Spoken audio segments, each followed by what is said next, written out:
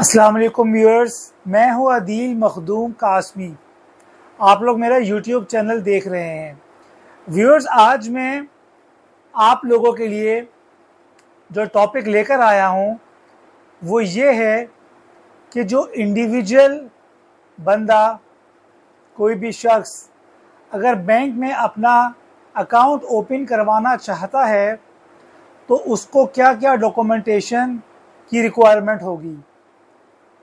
तो सबसे पहले मैं ये आपको बताऊं कि अगर आप एक इंडिविजुअल हैं और आप अपना बैंक अकाउंट ओपन करवाना चाहते हैं तो जो सबसे इम्पॉर्टेंट चीज़ है वो आपका एनआईसी है, जो कि वैलिड हो।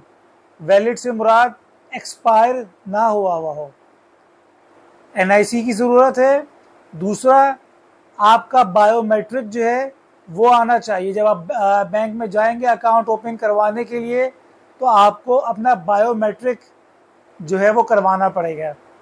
दूसरा ये कि अगर आप सैलरीड हैं तो आपकी सैलरी स्लिप, आपकी पे स्लिप या फिर आपका अपॉइंटमेंट लेटर, आपका जिस पे आपकी एक्सेप्टेंस हो, या आपका जो एम्प्लॉयर की तरफ से आपको कोई लेटर दिया हुआ हो recently, with in a month और विद इन अ 2 मंथ पहले इशू हुआ हुआ, जिसमें ये मेंशन हो आपका नाम, आपका एनआईसी नंबर और ये लिखा हुआ हो उस पर कि आप उनके एम्प्लॉई हैं, और ये लेटर इसलिए दिया गया है ताकि आप बैंक में अपना अकाउंट ओपन करवा सकें। तो ये चीज़ें आपके लिए ज़रूरी हैं, यानी आपका एनआईसी वैलिड, आपकी सैलरी स्लिप या फिर कि आपका एम्प्लॉयमेंट लेटर। और बाज़ सूरत हाल में, बाज़ कंडीशंस में बैंक जो है वो आपका यूटिलिटी बिल भी लेते हैं। अगर ये चीज़ें आपके पास मौजूद हैं तो आप बहुत बआसानी अपना अकाउंट ओपन करवा सकते हैं, जबकि आपका बायोमेट्रिक भी ठीक तौर पर आ जाए। अच्छा व्यूअर्स, इसमें कुछ एक्सेप्शंस जो हैं कुछ वो इस तरह से निकलती हैं कि अगर आप फॉर एग्ज़ाम्पल सैलरीड नहीं हैं, आपका अपना कारोबार है जिसको कि हम सेल्फ एम्प्लॉयड कहते हैं, तो उस सूरत हाल में आपको अपना एक लेटर हेड देना पड़ेगा, और उस लेटर हेड पे आप एक अंडरटेकिंग लिख के देंगे। बैंक आपसे एक अंडरटेकिंग लिखवाएगा कि आप सेल्फ एम्प्लॉयड हैं और फलाना फलाना काम का जो बिज़नेस है जो उसमें आप इंगेज हैं और अकाउंट ओपन आप करवाना चाहते हैं ब्रांच में। तो ये एक सेल्फ एम्प्लॉयड की अंडरटेकिंग, साथ में आपका विजिटिंग कार्ड जो है वो बैंक लेगा और फिर आपका अकाउंट जो है इंडिविजुअल अकाउंट वो ओपन कर दिया जाएगा। व्यूअर्स, अगर आप स्टूडेंट हैं और 18 ईयर्स क्रॉस कर चुके हैं तो फिर एनआईसी तो मस्ट है हर केस में। साथ में आपको अपना जो वैलिड स्टूडेंट कार्ड कॉपी है वो सबमिट करनी होगी, और जो आपके फंड प्रोवाइडर हैं, यानी आपके फादर, आपके बड़े भाई या जो आपके फंड प्रोवाइडर हैं, उनकी भी एनआईसी की कॉपी और उनकी जो सोर्स ऑफ इनकम है उसकी कॉपी भी देनी पड़ेगी। व्यूअर्स, अगर आप हाउसवाइफ हैं, और आप अपना इंडिविजुअल अकाउंट ओपन करवाना चाहती हैं तो आप भी करवा सकती हैं बहुत आसानी से। अपना एनआईसी जो कि वैलिड हो, बायोमेट्रिक आपका आए, और इसके अलावा आपके जो फंड प्रोवाइडर हैं, यानी आपके हस्बैंड या फिर आपके वालिद साहब या आपका बेटा, जो भी आपका फंड प्रोवाइडर है, उसकी एनआईसी की कॉपी और उसकी भी सोर्स ऑफ इनकम, उसकी सैलरी स्लिप या उसका लेटर हेड एक्सेट्रा, वो भी आपको प्रोवाइड करना पड़ेगा। इसके अलावा अगर आप पेंशनर हैं और आपको पेंशन मिलती है या मिलना स्टार्ट होने वाली है तो भी आप अकाउंट ओपन करवा सकते हैं। लेकिन पेंशनर अकाउंट के लिए याद रहे कि हर हाल में आप इंडिविजुअल अकाउंट ही खुलवा सकते हैं, यानी पेंशनर अकाउंट जो है वो जॉइंट अकाउंट नहीं हो सकता।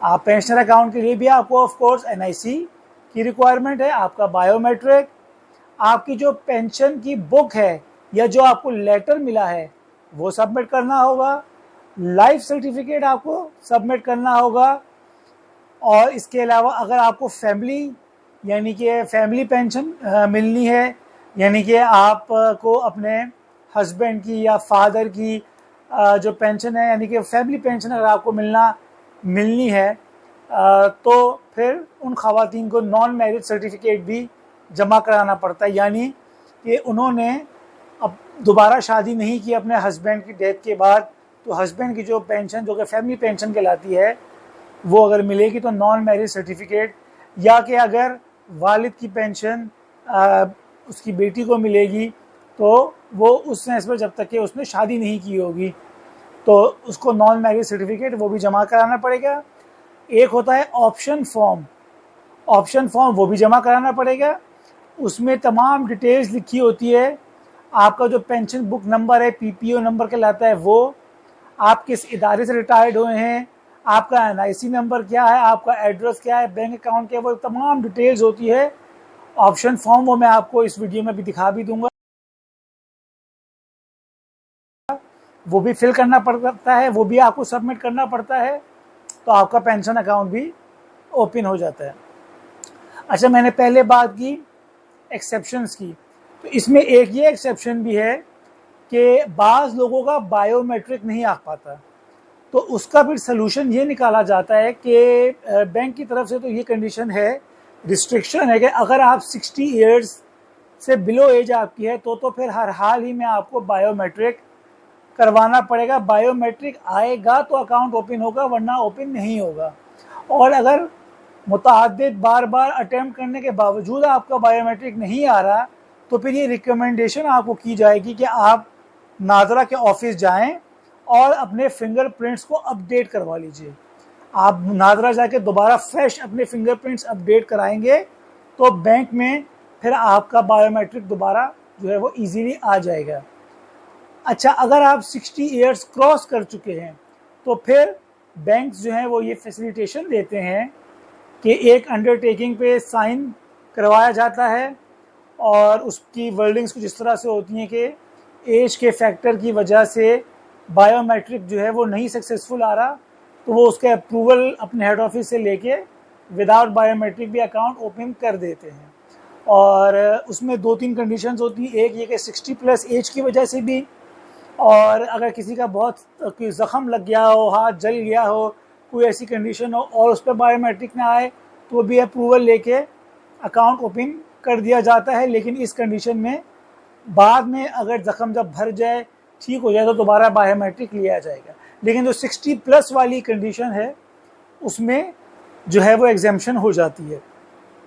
और एक और बात व्यूअर्स मैं आपसे करना चाह रहा हूँ कि अगर मिसाल के तौर पे, जैसे मैंने आपको ये जो रिक्वायरमेंट्स बताई हैं अकाउंट ओपन की, उसमें मैंने एक बहुत अहम बात बताई है कि आपका प्रूफ ऑफ इनकम जो है आपको देना है, सैलरी स्लिप देनी है, लेटर हेड देना है, जो फंड प्रोवाइडर है उसका इनकम जो प्रूफ है वो देना है।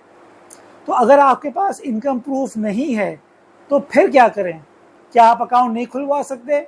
नहीं, ऐसा नहीं है। अगर आपके पास इनकम प्रूफ नहीं है, आप तब भी अकाउंट खुलवा सकते हैं, और वो अकाउंट है आसान अकाउंट। आसान अकाउंट एक ऐसा अकाउंट है जो स्टेट बैंक ने मुतारफ़ करवाया है और ये तमाम बैंक्स ओपन करते हैं। इसकी रिक्वायरमेंट में सिर्फ एनआईसी चाहिए होता है, बायोमेट्रिक तो होता ही है ऑफ कोर्स। आपके घर के यूटिलिटी बिल की कॉपी ली जाती है, बैंक लेता है, और without income proof account open हो जाता है।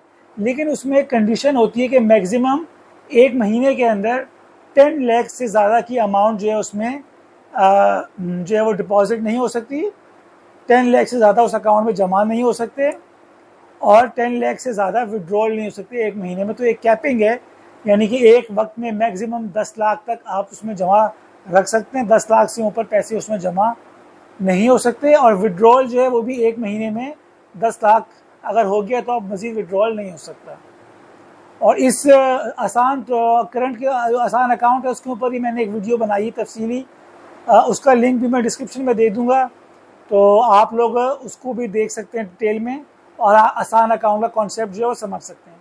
अच्छा व्यूअर्स, इसके अलावा जो आप इंडिविजुअल अकाउंट जब ओपन करवाने जाते हैं तो उसमें ये ज़रूरी नहीं है कि आप इंडिविजुअल अपना अकाउंट खुलवाएं, आप जॉइंट अकाउंट भी खुलवा सकते हैं।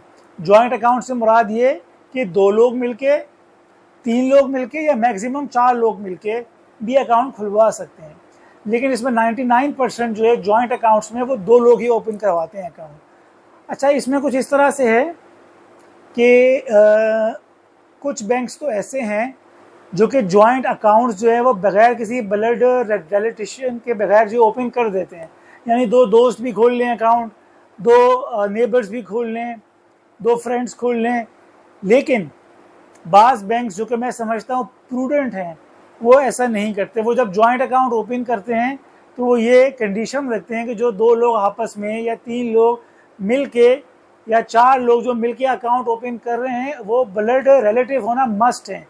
यानी कि मियाँ बीवी अकाउंट खुलाएं, या माँ बेटी अकाउंट खुलाए, या बाप बेटे का अकाउंट हो, या 2 बहन भाइयों का अकाउंट हो, या 2 भाइयों का अकाउंट हो, 2 सिस्टर्स का अकाउंट हो।